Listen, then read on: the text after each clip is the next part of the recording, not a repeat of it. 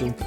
I want to remind you that I've been talking in this month on the subject of organizational mastery, and here's a copy of our manual that we have on the subject, and some of the chapters that we have when we're talking about it.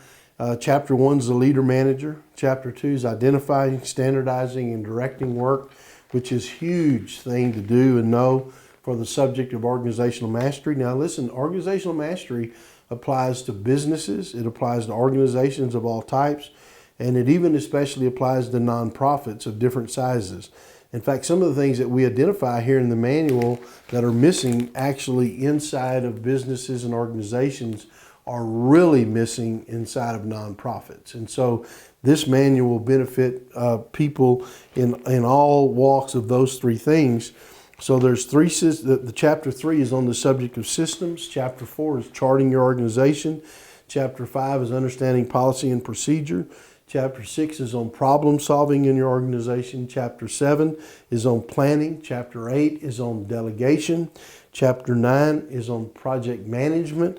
And Chapter 10 is on identifying and developing leaders. So we share that with you, and we've been talking in the last 2 vlogs about wearing the role of the leader and manager combined into one person, or one person wearing 2 hats, which would be the leader and the manager. So today I'm going to talk about 7 steps for you to improve as a leader manager, and these will really help you if you apply, first of all, understand them, and then secondly, apply them. And so the 7 steps for improvement as a leader manager is, number 1 is don't try to do it all by yourself. Or in other words, don't try to do the work you need to do alone. Learn how to build up teams and people to help you in the process.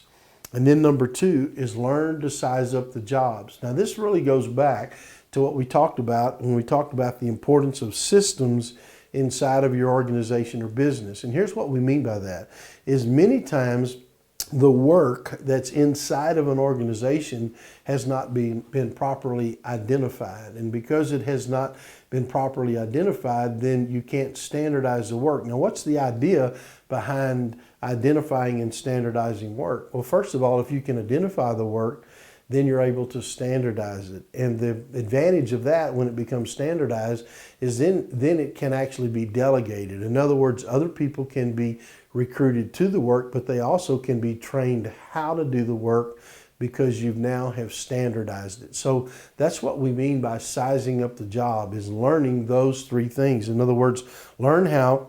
By 3 things we mean this: you have to identify, standardize, and then direct the work. So if you haven't identified and standardized it, it's impossible to delegate or direct the work that needs to be done. And then number 3 is to provide information in writing.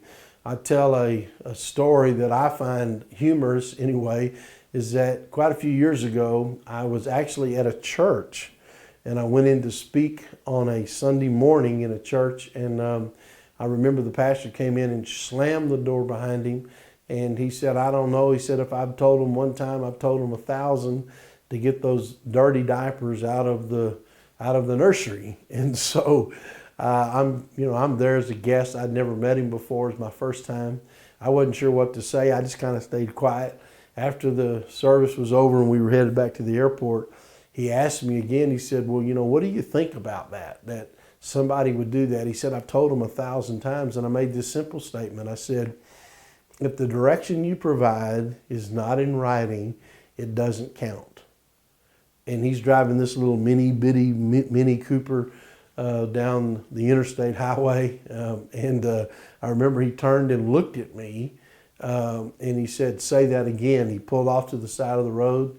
And I said, if the direction you provide is not in writing, it doesn't count.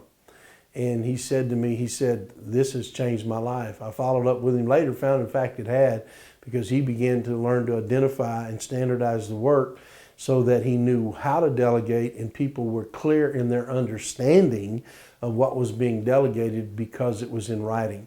So those 3 things: number 1, don't try to do it all by yourself. Number 2, size up the job. And number 3, make sure that you provide information in writing. Now we're going to provide the other 4 steps to you in the next vlog.